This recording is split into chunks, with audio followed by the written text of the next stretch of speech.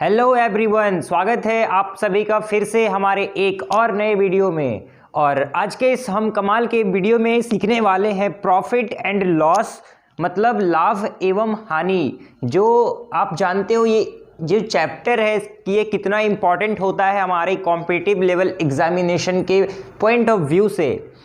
तो अगर आप चाहते हो कि प्रॉफिट एंड लॉस आप जीवन में ना भूलो, तो आपको क्या करना पड़ेगा कि सबसे पहले you will have to watch this video till and.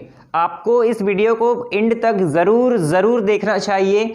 और मैं आपको ये विश्वास दिलाता हूँ, आई मेक यू अश्योर कि इसके बाद, इस वीडियो को देखने के बाद प्रॉफिट एंड लॉस में आप सभी तरह के क्वेश्चन को कर पाओगे इजीली, और वो भी कम से कम समय में। This is the best thing, ठीक है।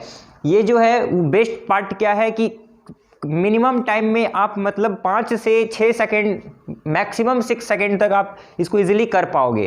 तो चलिए अब बातों को बंद करके अब अपने लेक्चर को स्टार्ट करते हैं। और सबसे पहले हम समझते हैं concept, because you all know concept is power. तो चलिए हम पहले कॉन्सेप्ट समझते हैं कि प्रॉफिट एंड लॉस से रिलेटेड कुछ ऐसे ट्रिक्स जो हमें इस पूरे चैप्टर के ओवरऑल चैप्टर में यूज़ होगा। कुछ ट्रिक्स, कुछ टर्म्स, देखिए चलिए स्टार्ट करते हैं।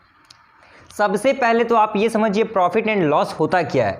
और आई डोंट थिंक कि ये मुझे बताने की ज़रूरत है, आप सब जानते हैं प्रॉफिट क्या होता है और लॉस क्या होता है, क्योंकि आप सब इतने इंटेलिजेंट है। और ये जो वर्ड प्रॉफिट, ये तो आप इससे बहुत ही फेमिलियर है, क्योंकि हम सब अपने जीवन में प्रॉफिट जो है उससे अचीव करने का कोशिश करते हैं, हर प्रयास करते हैं कि हमें प्रॉफिट में ही हम रहे, चाहे वो कोई भी फील्ड हो। चलिए, तो प्रॉफिट का मतलब मैथ में जब हम ये चैप्टर पढ़ते हैं तो वहाँ पे क्या है वो समझिए।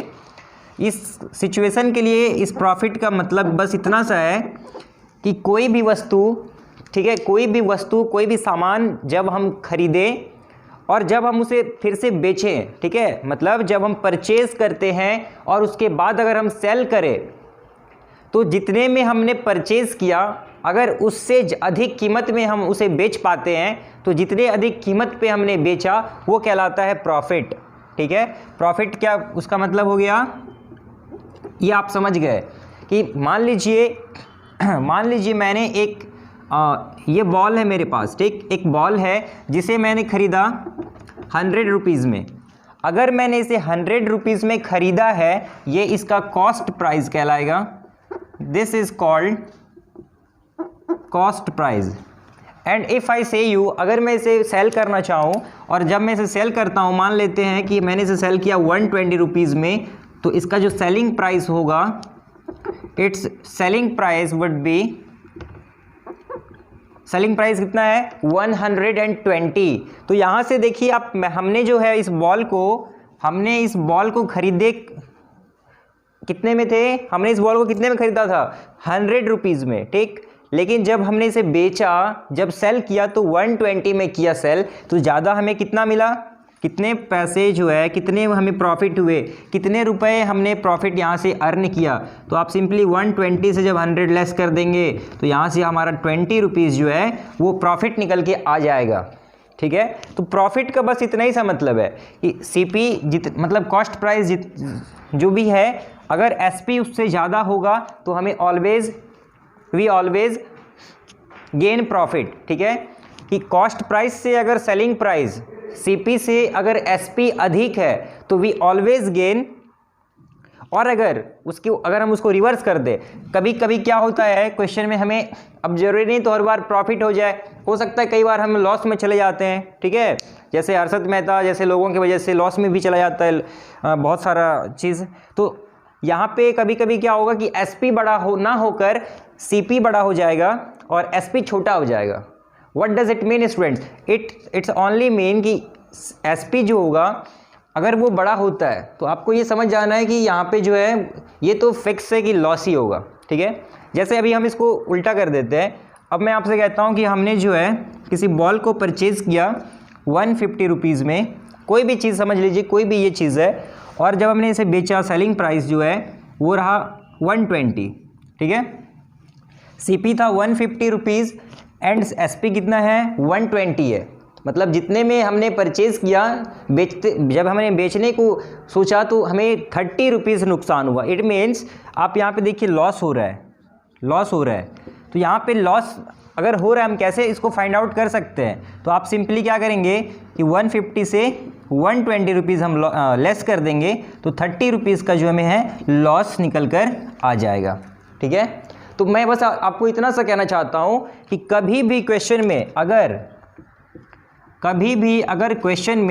SP बड़ा है और CP छोटा है तो हमेशा आपको जो होता है प्रॉफिट होता है। बस इस बातों को आप ध्यान में रखिए और फिर देखिए आपको कितना मज़ा आ जाता है आगे। SP अगर बड़ा है, CP अगर छोटा है, तो इसका मतलब हुआ प्रॉफिट। और अगर हम इसका उल्टा कर दें, इस बार हम क्या करते हैं, CP को बड़ा कर देते हैं और SP को हम क्या कर देते हैं, छोटा कर देते हैं। तो इस कंडीशन में हमें क्या होता है, we will have to face a loss. हमें इस कंडीशन में लॉस होता है। तो आप इस बात को समझ गए? तो चलिए अब हम आगे समझते हैं। चलिए अब सबसे पहले हम जो है इसके लिए कुछ जनरल फार्मूला देख लेते हैं और फिर सभी तरह के क्वेश्चन को एक एक करके हम समझते हैं। तो आइए अब हम सबसे पहले क्या करते हैं कि इसके लिए जनरल फार्मूला देख लेते हैं और फिर हम सभी तरह के क्वेश्चन को एक एक करके बेहतरीन तरीके से समझेंगे। तो सबसे पहले आप समझिए कुछ टर्म्स को, सम इंपॉर्टेंट टर्म्स।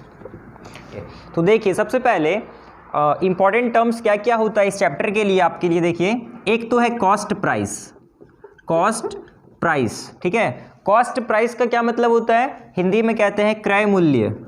क्रय मूल्य यह वैसा मूल्य है होता है जिस पे कोई भी वस्तु को खरीदा जाता है। जिस मूल्य पर किसी वस्तु को खरीदा जाता है वो कहलाता है कॉस्ट प्राइस। ठीक है, उसी के बाद अब एक होता है सेलिंग प्राइस। आई होप आप ये भी जानते हैं, इसको कहते हैं विक्रय मूल्य। विक्रय मूल्य, ठीक है। सेलिंग प्राइस, सेलिंग प्राइस वो प्राइस होता है जिस पे हम कोई भी वस्तु को बेचते हैं या सेल करते हैं। ठीक है, चलिए इसके बाद प्रॉफिट क्या होता है आप जान चुके, लॉस क्या होता है वो आप जान चुके हैं। ठीक है, चलिए अब एक चीज़ आप ये भी समझ लीजिए कि कई बार क्वेश्चन में क्या होता है आपको गेन लिखा रहता है, गेन। तो गेन का मतलब भी होता है प्रॉफिट ही। ठीक है, तो आपको कंफ्यूज नहीं होना है। गेन मीन्स भी होता है लाभ या प्रॉफिट। तो आप गेन एंड लॉस कहिए या फिर प्रॉफिट एंड लॉस कहिए, बोथ हैव सेम मीनिंग। चलिए अब हम जो है फॉर्मूला पे कुछ डिस्कशन करते हैं सबसे पहले। ठीक है, तो आइए दोस्तों अब जो है हम पहले फॉर्मूला पे बात कर लेते हैं। देखिए मैंने अभी आपको बताया था कि कभी भी क्वेश्चन में अगर SP बड़ा है और अगर CP छोटा है तो हमें लॉस होता है, आपको याद है। चलिए और बताया था कि अगर CP बड़ा हो जाए और SP अगर छोटा हो जाता है बाय द वे, तो हमें क्या हो जाता है, सॉरी यहाँ पे प्रॉफिट हो जाएगा।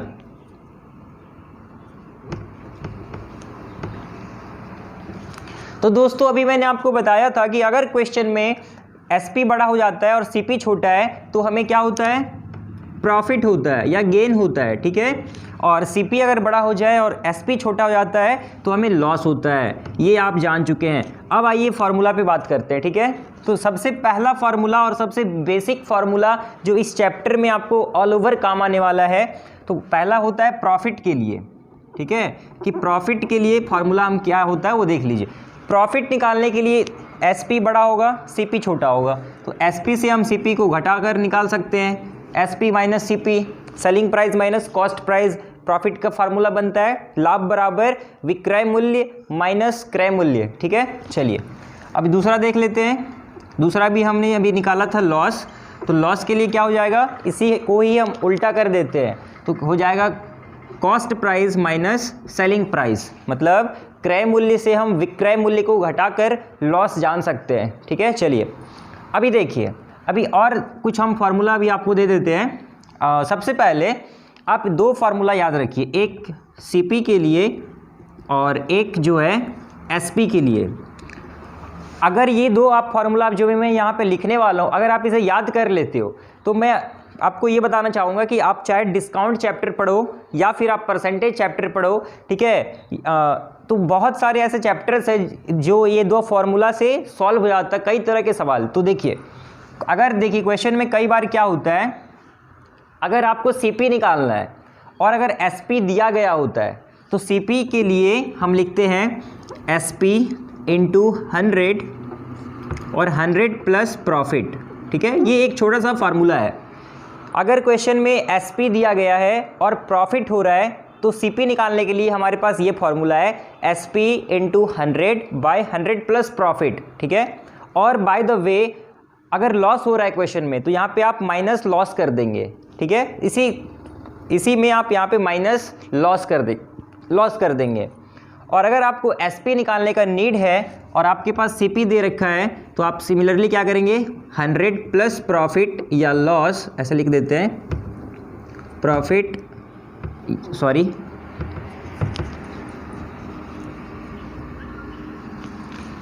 और इसी तरह से अगर आपके पास क्वेश्चन में SP निकालना है, आपको SP निकालने का नीड है और आपके पास CP गिवन है तो आपके लिए ये फार्मूला बन जाएगा 100 प्लस प्रॉफिट बाय 100। ठीक है, तो ये वाला एक फार्मूला बन जाता है।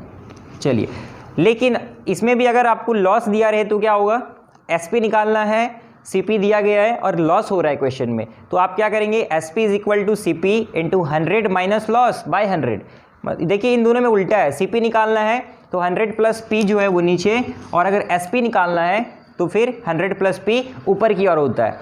ये जो फार्मूला अगर आप इसे याद कर लेते हैं तो ये आपके लिए बहुत बेनिफिशियल होगा। चलिए, तो इसी से इन्हीं फार्मूला का अब यूज़ करते हुए हमको खेलना है। ठीक है, अब ये तो आपका ट्रेडिशनल वे के लिए ये सब फार्मूला का हम लोग यूज़ करते हैं, लेकिन द बेस्ट पार्ट इज़ मैं आपको क्या देने वाला हूँ, बहुत ज़बरदस्त शॉर्ट ट्रिक देने वाला हूँ जो आपको काफ़ी अभी बेनिफिशियल होगा। तो चलिए अब आगे क्वेश्चन समझते हैं।